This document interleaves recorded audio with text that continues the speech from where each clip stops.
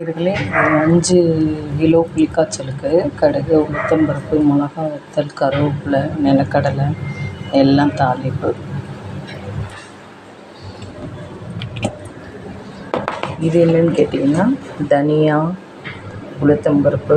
தனியா எனக்கு 5 கிலோங்கிறதுனால ஒரு 200 தனியான்னு வச்சுக்கோங்களேன்.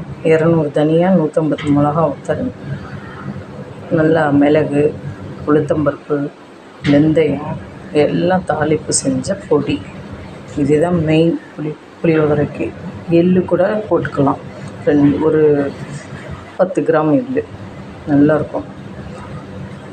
நல்ல உளுத்தம்பருப்பு, ஒரு அரை டம்ளர் கருவேப்பிலை, காஞ்ச கருவேப்பிலை நல்லா அப்படி நரன்னு திரிச்சுக்கணும். இது நான் 5 கிலோவுக்கு திரித்து வச்சுருக்கேன்.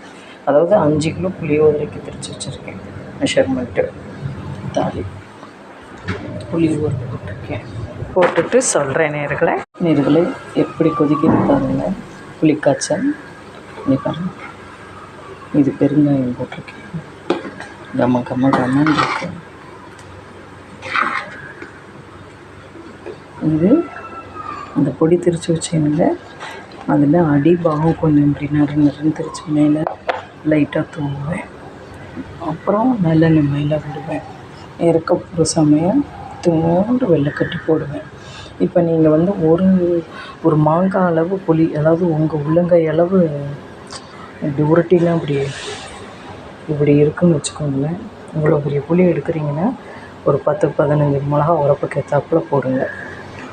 உரப்புக்கு ஏற்றாப்புல போட்டு இந்த நான் சொன்ன தாளிப்பில் ஒரு குழிக்கரண்டி ஒரு 50 மல்லி போட்டுக்கோங்க. 25 உளுத்தம்பருப்பு மெஷர்மெண்ட், அதாவது அந்த நான் காமிச்ச அளவுக்கு சொல்கிறேன். சூப்பராக இருக்கும். நீங்கள் மிளகா வத்தல், உப்பு, பெருங்காயம் தாளிப்பை போட்டு கடுகு உளுத்தம்பருப்பு தாளித்து இந்த ட்ரை பொடியை அதில் போட்டுருங்க. போட்டுட்டு நல்லா இப்படி கொதிக்கணும். பபிள்ஸ் வருது பாருங்கள். கொதிக்கணும். சாதம் நல்லா பளபளன்னு இது பண்ணிவிட்டு இந்த பேஸ்ட்டு போட்டு நீங்கள் மஞ்சப்பொடியோ உப்போ எதுவுமே வேண்டாம். இப்போ நான் காமிச்ச இந்த அளவு புளி எடுத்துக்கிறீங்க அப்படின்னா 10-12 மிளகா வத்தல், கொத்தமல்லி வர ஒரு சாம்பார் கரண்டி எடுப்பீங்க பாருங்கள், அதில் ஒரு கரண்டி எடுத்துக்கோங்க. உளுத்தம்பருப்பு அதில் எடுத்துக்கோங்க. வெந்தயம் 1 ஸ்பூனு, நல்லா எள்ளு 1 ஸ்பூனு நல்லா ட்ரையாக வறுத்து அதை பொடி பண்ணி வச்சுக்கோங்க. கடுகு உளுத்தம்பருப்பு, மிளகா வத்தல் எல்லாம் தாளிப்பு போட்டு இந்த புளியை கரைச்சி வச்ச புளியை அதில் ஊற்றிடுங்க. ஊற்றிட்டு இந்த ட்ரை பொடி கொஞ்சம் முக்கால் கொதி வரப்போ அதை போடுங்க. நல்லா 10 நிமிஷம் கொதிக்க விடுங்க. உப்பு போட்டு நல்லா கொதிக்க விடுங்க. உங்களுக்கு தேவைக்கேற்ப இறக்கி பாருங்களேன். சூப்பராக இருக்கும் இந்த மெஷர்மெண்ட்டு. நான் சொன்னது இது 5 கிலோவுக்கு வச்சுருக்கேன். ஏன்னா எனக்கு நாளைக்கு புளியோதரை நிறைய ஆர்ட்ரு.